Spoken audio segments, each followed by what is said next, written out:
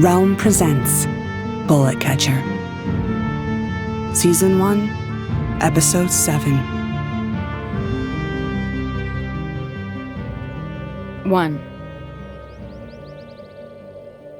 Once, many months ago, before we traveled to Los Cazadores, before Nico came back into my life and everything changed, the bullet catcher told me that most people don't understand what a gun is until they've killed with it.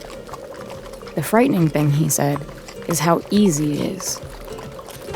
We arrive in Las Pistolas after a few days' ride from the Bruise, where we had rested and regrouped with Nico's gunslingers after the shootout with the bullet catcher. Las Pistolas is a city, the first I've seen. Nico tells me that it was once a booming water town, but when the wells ran dry, the people left. Everyone except those too old or young or sick to make it somewhere new.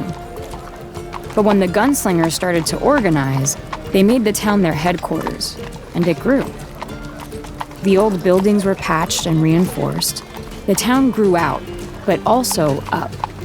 Now it looks like several cities stacked on top of one another. The buildings are a hodgepodge, like a child's play blocks. Metal stairs wind up from one level to the next, and across each story stretches a floating metal boardwalk affixed to the sides of the buildings. They creak and groan with foot traffic, and let down sheets of trapped sand on the people below. The sound of machines is everywhere, humming electricity, whirring engines, firing pistons. White steam, black smoke. An airless, oil-slick sky hangs above the town, but the city teems with life, and that makes it beautiful. We dismount our horses and stable hands lead them away. I wait, standing in the middle of the street. I endured months and months of routine with the bullet catcher, of knowing exactly what was expected of me every hour and minute. Now that's all gone, and I don't know what to do or where to go. Where is the bullet catcher now? What is he doing? Does he hate me for what I did? On the ride, Nico asked me what I thought of the bullet catcher, and I lied and told him I didn't think anything. Now I wait for Nico, who is ordering around a couple of gunslingers. When he's done, he comes over to me, wraps his arms around my shoulders, and says, "I have a surprise for you." He leads me to a large building. The entrance is made of huge marble blocks. A man in a smart uniform opens the glass door for us and stands aside to let us in. He gives a half bow to Nico and says, "Pleasure to see you again, sir." Nico smiles at him as we pass. At the other side of the large open lobby is a bank of elevators. I only know them from books. An operator leans against the open gate to his elevator, smoking and reading a creased paperback. When he sees Nico approaching, he snaps to attention, pockets the book, and forces a smile. "Good afternoon, sir," he says, with an exaggerated salute. Nico nods to him, and we board the elevator. The operator closes the gate and pulls a lever. A jolt runs through the compartment and up into my belly, and we shoot upward. I cling to Nico, and he stifles a small laugh. "Are these things safe?" "Perfectly," he says. "Don't worry, you'll get used to it. You'll get used to all of it." The operator opens the gate at the top floor, 10 stories up. I have never been in a building so tall. The elevator opens right into the largest apartment I've ever seen. "All yours." "What do you mean, all mine?" "I mean, it's yours. Your new home. It was mine, well, one of mine, but I want you to have it." I go from room to room, from the bedroom to the sitting room to the kitchen and bathroom. There is a feather bed and plush couches, a writing desk, shelves overflowing with books, beautiful carpets atop polished wood floors. There is a clawfoot tub. I turn the tap on. I turn it off. I cup my hands under the spout and fill them with the warm, crystal clear water. How? It comes through pipes buried in the ground. But where from? He laughs. I just told you. Through pipes. Yeah, but where do those pipes lead? The humor drains from his face. He seems to examine me, suspiciously. But then he laughs it off and says, It comes from nowhere special. I give him a cockeyed look, but when I see he won't tell me more, I let it drop, for now. I leave the taps on, letting the bath slowly fill, and head into the study, where leather-bound books clutter the shelves all the way to the ceiling. I read the spines of ones here and there. Nico pulls a book from the shelf. It's a worn leather journal, small enough to fit in a breast pocket, bound with a leather strap. He presses it into my hands. What's this? It was Dad's. What? Where did you find it? Doesn't matter where. I have it. And I want you to have it, because it explains everything. When Nico leaves, I sit on the ledge of the porcelain tub with the journal in my hands and watch the basin fill slowly with hot water. Steam billows through the open bathroom door. I untie the strap binding the journal, but I don't open it. Not yet. When I think about reading my father's words, my heart starts to race. I'm not ready. I put the book aside, undress, and settle into the water slowly. I've never had a bath like this. My skin prickles in the heat. My bruises melt. My muscles unclench. My eyes soften and close. And again, my mind drifts to thoughts of the bullet catcher. Is he safe, like me? Is he warm, like this? But no matter how I hope, I know the answer to both those questions is no. The most I can hope for is that he's alive. And then that terrible thought reoccurs to me, that the bullet catcher must hate me, like he hates Nico. Will he return to kill us both? In this bath, at the top of this tall building, away from the heat and pain of the desert, a part of me feels like I deserve it for betraying him. I sit at the edge of my bed with the journal in my hands. I've been sitting here maybe 10 minutes, not moving, holding the book. I want to read it, but I'm afraid. Not about what it may tell me about my father, but how I know it'll make me miss him. And Mom, and the life we used to have. I rub my thumb over the worn leather. The letters E.M. are etched into the cover with a knife. E.M. Emiliano Moreno. The name of my father. I untie the strap and open to a random page. Polvo. Thursday. Susana's pregnant. It reads, I'm going to be a father. Gods, give me the smarts to know what to do. I snap the journal closed and push it under my pillow. I can't. I'm not ready. I catch a glimpse of something out of the corner of my eye. Through the window, in the streetlight and moonlight, the shadow of a figure stands on the roof of the building across the street, several floors below mine. I go to the window to get a better look. The figure doesn't move to hide. It stands and watches. Then it turns and dissolves into a pool of darkness spread out along the rooftop. It couldn't have been, I think to myself. No, it was nothing but a trick of the eye.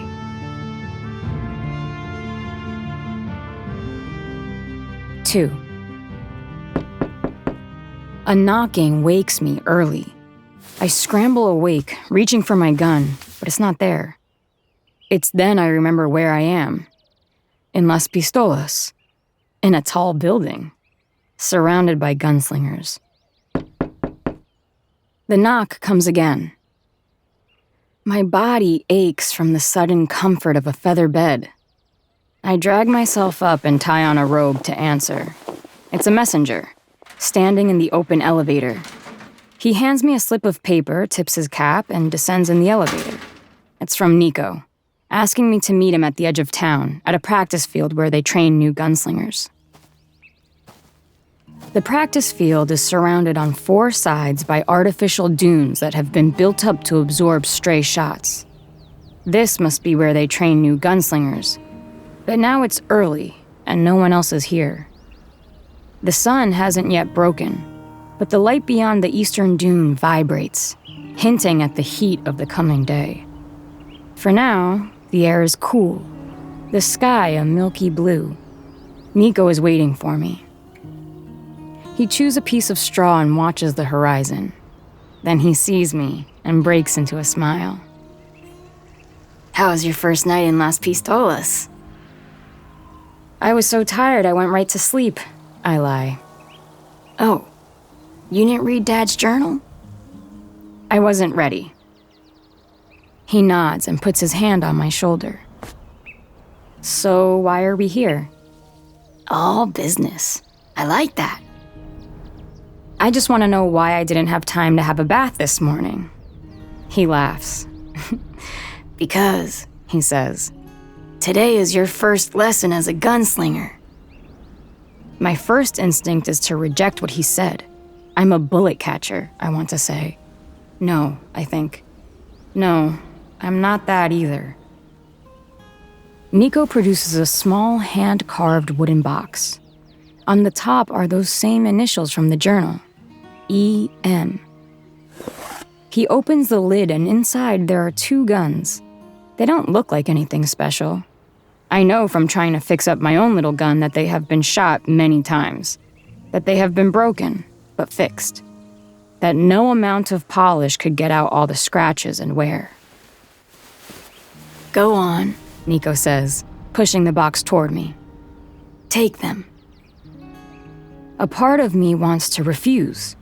The part of me that still thinks I'm a bullet catcher. But these belonged to my father. I pick one up and hold it in my hand, and I can feel the small depressions in the wood handle where my father must have held it. I grip the handle hard, and I can feel my father's heartbeat through the wood. And then I realize it's only my own pulse. But it doesn't matter. "It's heavy," I say. "It won't be after you get used to it." Nico gives me a belt and holsters. The gun fits perfectly. Bullets line the bandoliers that I've strapped across my body. I run a finger over the polished brass tips, and it feels like there's no going back now. "We're going to play gunslingers and bullet catchers," he says. "You'll be the gunslinger, and I'll be the one you're trying to kill." "You want me to shoot at you?" He smiles. "Don't worry, you won't hit me." He reaches into his coat pocket, reveals a mechanical glove, and pulls it over his ungloved hand. It looks like the bullet-catching glove he built when we were children, only all grown up, just like him. A brass exoskeleton stretches along the back of it, with sharp metal arching over his fingers. He pushes a button and it hums with energy. "I've been working on it since we were kids." "It catches bullets," I say. Awed. "You remember? How could I forget?" "So it goes without saying that if you make me break a sweat, I'll be impressed." He turns and marches across the practice field. With his back to me, walking with the ease and surety of a teacher, the ends of his long coat picked up by the wind, I could mistake him for the bullet catcher. It's amazing how time changes people. None of us are who we were yesterday. And what would our younger selves think of the people we've become? Nico smiles more than he used to. But there's something behind his smile, a splinter just below the skin. "Shoot at where I'm going to be," he calls, "not where I am. When you're ready." The guns are heavy, but training with the bullet catcher has made me strong. I pull the guns from their holsters, point them at Nico, but I can't bring myself to shoot, even though he has the bullet-catching glove. You worry too much. I pull back the hammer and fire far wide. He puts his hands on his hips and taps the ground with the toe of his boot. I swallow hard. The bullet catcher told me not to point a gun at a person unless I meant to kill them. But Nico tells me not to worry, and I've put my trust in him. I aim at Nico and fire. He easily swats the bullet out of the way. I let out my breath. He waves me on, and this time I take up the challenge. At first, I'm too slow, and my aim isn't sharp enough to make him work. He swats lazily at the bullets. Don't react, he yells. Act! Sweat pours down my face. I blink it away, reload. I tap the triggers faster. My accuracy tightens. The gulf between Nico's movements and my own converge, moving closer until the difference is so minute, anyone watching would have difficulty judging which one of us moves first. We synchronize. We could almost be dancing. I keep going, not feeling the weight of the guns. My hands and feet and fingers work automatically. I find the spot where I know he'll be in a moment's time and fire. His eyes go wide. He grunts, trying to change direction. Every muscle in his face clenches in concentration. At the last moment, he reaches out and swats away the bullet. Just in time. The bullet passes around him, through the tail of his coat. Everything stops. There's just the sounds of our hard breathing and the sizzle of the desert floor as the sun begins to rise. Well done, he says, coming over to me. You've made more work for the tailor. He puts his finger through the bullet hole in his duster. Looking skyward, he follows the rising sun for a moment with his eyes and takes a big breath. Enough for now? I nod. He takes off the glove and puts it back in his pocket. The adrenaline is starting to wear off, and I think how strange his invention is. When I was young, I thought his bullet-catching glove was a kind of magic. But after spending so many long months training with the bullet catcher, doing the real thing, Nico's glove seems, I don't know, like cheating. And the part of me that still thinks she's a bullet catcher hates it. Breakfast then, he says, beaming. I look up at him and trace the wound on his cheek that I gave him that night in the bruise. My old habit of tracing scars. He catches my hand, gives it a gentle squeeze, and lets it down. A man meets us as we cross back into town. He's dressed almost all in black. Black coat, black shirt, black waistcoat, black trousers, black boots. He wears a black leather glove over his shooting hand, like Nico. Even the chain of his fob watch is lacquered black. He wears a tie. The only person I've ever seen do so who wasn't a traveling salesman. And I can tell from this stranger's demeanor that he's no traveling salesman. He hides his nose and mouth behind a bandana, like he's robbing a bank. And as he approaches us, his eyes are locked on me, as though he's trying to see into my heart. Sis, this is Cloak. Cloak, this is Imma, my sister I've told you all about. I'd gathered as much. Then he turns to me and says, It's a pleasure, ma'am. I nod in return. Then he whispers something into Nico's ear, holding onto his arm to draw him close. There's something I just don't trust. But his eyes are beautiful, big, and pale gray. He keeps those big eyes on me as he whispers into my brother's ear. Nico turns to me and says, Sorry, Imma. Duty calls. I'll have to leave you here. What about breakfast? Next time, he says. and heads off with Cloak down the wide, even road, bustling with people and coaches and horses, and the occasional motorized buggy toward the industrial end of town.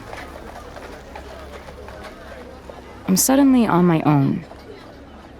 For the first time in a long time, I have no schedule. I'm starving. I head for the first familiar place I find, the saloon. After all those years living and working in Dimitri's, any saloon feels like home. Even though it's still early, a few people have gathered inside to eat and drink. A couple mean-looking gunslingers stand together at the bar, chatting with the bartender. A piano player cracks his knuckles while eating a plate of eggs, balanced on the closed lid of his piano keys. And in the corner, removed from everyone else, is a gathering of older, almost ancient gunslingers. I'm comfortable among the old men and women who typically fill up a saloon before midday, whose hands don't stop shaking for nothing, the people who couldn't grip a gun if their lives depended on it. A part of me is gladdened to find something familiar in this town, where I'm new and still feel very much like an outsider. As soon as I sit, the bartender hurries out from behind the bar to take my order. "Good morning, Miss Moreno," he says. "I am honored that you would choose my humble saloon to break from the sun. Will you be eating?" I was hoping for breakfast. "Wonderful. My wife fries a mean egg, and we have snakebite, whiskey, and water. Ice cold if you prefer." I ask for eggs and water, and the bartender quickly retreats to the kitchen to give his wife my order. She pops her head out to see that it's really me, and then ducks back into the kitchen to cook. Nico must have spread the word that I was in town, and, truth be told, I'm a bit embarrassed to be waited on like this. But it's better than the cold shoulder, I suppose. And when breakfast arrives, it really is as good as the bartender advertised. He hovers nervously until I give my compliments to the food. Then he smiles big. "Tell your brother," he says, departing. From the corner of the saloon, the old gunslingers watch me and chatter among themselves. When they notice me looking at them, one of them stands, a little shakily, and waves me over. I point to myself and mouth, "Me?" "Yes, you, darling," the old woman says. "Get over here so we can have a proper look at you." There are 6 of them, crowded around a card table, and they clear a little spot for me. "The name's Hartright," the woman who hailed me says, holding out her hand. Now that I'm closer, I see that there's a knife scar that runs diagonally down her left cheek. She has a mouthful of gold teeth, 7 fingers, and 2 deep brown eyes. Her shooter, a rusted antique, sits by her drink on the table. It looks like it hasn't been used in a long time. "Imma," I say, and shake. "Yes, darling, we know. This is my posse. We call ourselves the Good For Nothings, on account that Nico and Cloak and the rest of the youngins that run this town nowadays think that's all we're good for. Nothing. Come on and take a seat. We were just telling old stories," she says, pouring snakebite with a shaky hand into her glass. It spills everywhere, but no one seems to mind. "Adventures we went on, people we fell in love with, tall tales, that sort of thing. Rusty here just finished telling us how once he got himself so full of snakebite, he kissed a horse." The good-for-nothings laugh, and the man I assume to be Rusty, though his hair has gone all gray, stands and takes a small bow. "So," Hartright says, turning her attention back to me. "what sort of story do you have for us?" Story? I don't think I have any stories. "But you must have," she says. "No one ends up in Las Pistolas by accident. And we don't get too hung up on the truth anyway. Spice it up. Put some magic in it." Their 6 pairs of eyes stare at me, waiting. Their wrinkles have bunched up into smiles of anticipation. I don't dare tell them about the bullet catcher. Who knows how these grizzled gunslingers would react, knowing I had trained with him. So I tell him about a time, back in Sand, when I had to use a broken bottle to fight off a horde of drunks who were starting to get handsy. I have a million stories like that. Aye. Hartright says when I'm done. Very dramatic. Though I prefer a funny story myself. Or something with a bit of romance. Then she fills a glass with snakebite and pushes it toward me. It's pretty early, I tell her. Or very late, She says. Go on, pick it up. I do. The old gunslingers raise their glasses. To Imma Moreno, thank you for the story. And they toss back their drinks. I do the same. It stings all the way down. But I think I just made a friend. By midday, most of the old gunslingers are passed out or gone home. Hartright remains. Her hat is low on her head, and she leans back in her chair to keep herself upright. Her eyes are a bit glassy, but sharp. A finger of snakebite is all that's left. I'd like to hear another story, I tell her. What kind of story you have in mind? I want to know where the water comes from. She fixes me with a hard stare. Now, why you want to go poking your head into a thing like that? I lean closer and say, because I get suspicious if I ask a straight question and get a crooked answer. She nods, takes a pencil from her pocket, and starts scribbling on a piece of paper. You're different than your brother, She says, handing me the paper. You're curious. I'd be careful. It might get you in trouble. The note is a set of directions and an address. They lead me across town to the industrial district, where the smog hangs heavy over the belching smokestacks. Up close, the factories seem almost animated, breathing out the sooty air. In this part of town, I'm reminded that not everyone in Las Pistolas is a gunslinger. Gunslingers don't stoke the fires in the factories or work the assembly lines. Gunslingers don't work the markets or saloons. I flag down a man in a dirty flannel shirt. He wears a pair of goggles pulled up on top of his head. 2 black rings of coal dust encircle his eyes. I show him the piece of paper Hartright gave me. He looks from the paper to me, blinks, and seems to suddenly realize who I am. His eyes lower quickly and he points down the street. The big one, he says, then shuffles off quickly. I enter the factory through the service entrance where motorized buggies and horse-drawn carts bustle in and out, their flatbeds loaded high and their loads hidden under canvas. Inside, the machines groan. Operators stand over giant presses that shape sheets of metal into huge tubes. There's a small army of children sitting on stools between rows of crates. In one crate are the rivets. They take them one at a time, dab polish on the end of a finger, and rub the metal until it shines. Then they deposit the polished rivets in the crate on the other side. I'm reminded of the factory owners who frequented the orphanage, looking for cheap labor and small hands. Where did these children come from? Where are their homes? Everyone seems focused on their work, and I easily go unnoticed. I move through the factory as though I'm supposed to be there and no one says anything. Near the middle of the factory floor, a sooty iron staircase rises to a foreman's office, positioned so that it can look down on the workers below.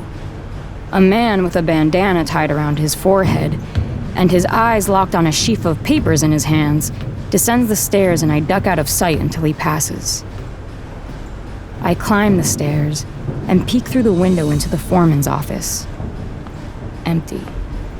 The door is unlocked and I slip inside.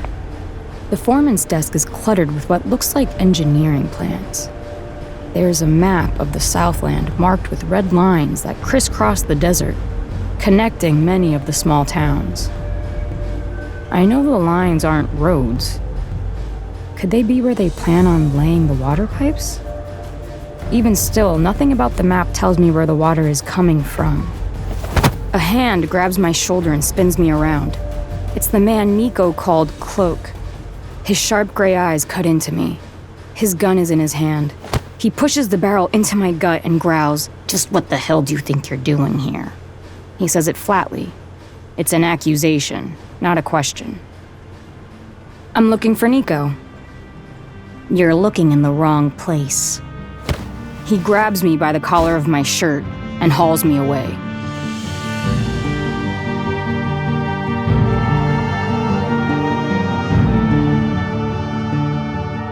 You're listening to Bullet Catcher by Joaquin Lowe, starring Inez del Castillo. Produced by Realm, your portal to another world. Realm, listen away. Bullet Catcher is written by Joaquin Lowe. It is produced by Lydia Shama and executive produced by Julian Yap and Molly Barton. Voice direction, sound design, editing, and original musical theme by Amanda Rose Smith.